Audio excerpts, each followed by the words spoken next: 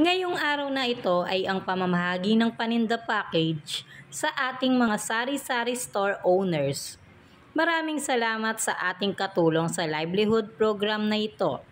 Peso, Dole at Sangguniang Bayan ng Sasmuan. At syempre ang ating malugod at masipag na mayora na si Mayora Catalina Cabrera na walang tigil sa pagtulong sa mga tao.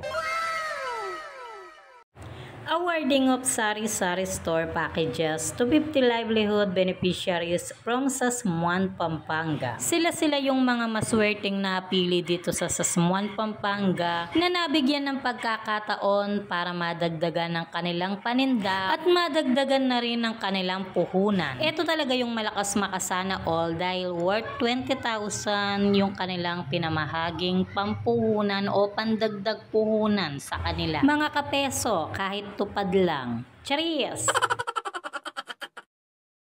To aid the livelihood of store owners from Sasmuan, Dole Pampanga together with LGU Sasmuan distributed sari-sari store packages to 50 beneficiaries under Dole Integrate Livelihood Program. The said initiative is a collaboration of Dole and the local government of Sasmuan.